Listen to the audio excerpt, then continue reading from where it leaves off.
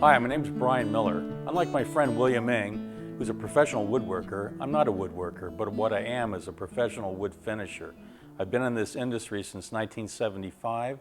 I've been self-employed contractor since 1987. So for the last 24 years, I've run a six-man crew, and from 1995 to 1997, I was fortunate enough to restore the Green and Green masterpiece, the Robert R. Blacker House. But today what I'm here to talk about really is how to apply and do a simple hand-rubbed oil finish using this product, boiled linseed oil. Hand rubbing is much simpler than it implies. You're going to see next. So today we're using boiled linseed oil as our finish for this Nakashima-inspired chair. Now, is this actually boiled? No, it's not. What they used to do when they would use raw linseed oil is they would actually heat it to get it to dry, because it typically takes a couple of days for raw linseed oil to dry between coats of application. Nowadays, they've added a metallic dryer to this to help speed up that process. But boiled linseed oil is considered a drying oil. It's made from the flax, F-L-A-X seed. And what it does is this film that you have on the surface absorbs oxygen into it, which is part of the curing process. So this is a drying oil.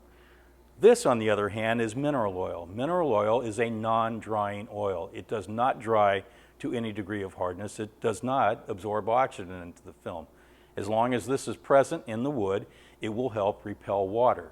This is typically sold as, say, butcher block oil, if you have a butcher block that you use as a cutting surface. Mineral oil can be taken internally. It's non-toxic. Therefore, they sell it as a non-toxic finish for cutting boards.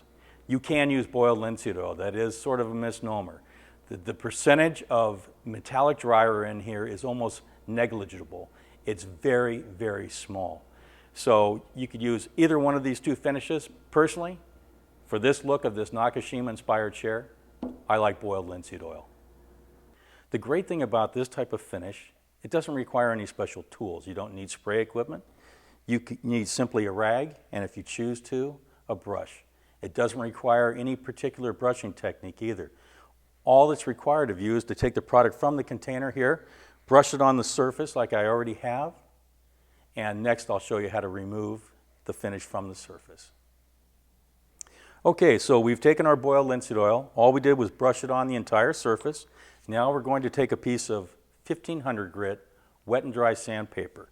While we have plenty of oil on the surface, we're just going to very gently sand this oil and force the oil into the wood. It's going to do two things. It's going to smooth that surface and force the oil down into the pores of the wood. It's very important that you keep plenty of oil on the surface and not let it get dried out. And we do have a lot of oil on the surface. Okay, now the next step is we've wet sanded our oil into the wood. Now we need to wipe off all the excess oil off the surface. The reason this is important, this type of an oil needs to be in the wood, not on the surface. If you let it dry on the surface, it's going to dry both shiny and it's going to dry sticky. Not the look you're looking for to try to get this. Very simple. Just take a clean cloth, go over your surface, and wipe off all traces of our oil.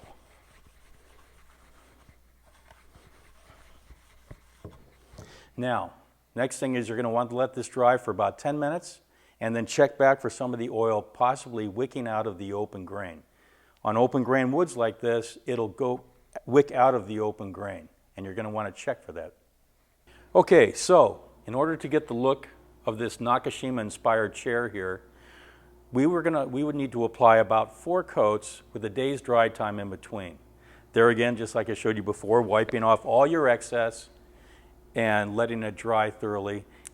Okay, at the end of each day, you're going to want to do something with these oily rags, and I don't mean throw them in the trash. You don't want to leave them around your shop or your garage, because something can happen called spontaneous combustion. If you want to check out your insurance coverage on your house, leave them in a corner, because trust me, they will catch fire.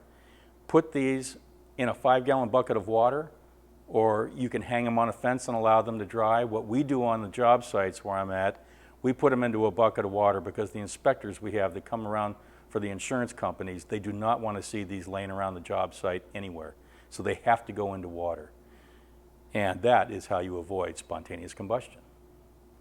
Okay, so now you've applied anywhere from say 4 to 6 coats of your oil finish on a daily basis. So you need to factor that time into your finishing process. We talked about how to dispose of your oily rags. The last thing you're going to want to do, and what I always do, is apply a coat of paste wax to my piece that I'm finishing. In this case, I'm going to want to use a brown paste wax. And you may say, well, why does it have to be brown? Well, this is an open grain wood. And if you use a clear paste wax on that, it's not going to dry 100% clear into the open grain. You're going to see a white residue or a haze in there.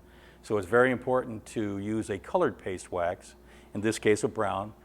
I usually make my own paste wax, and we'll talk about that in a later episode.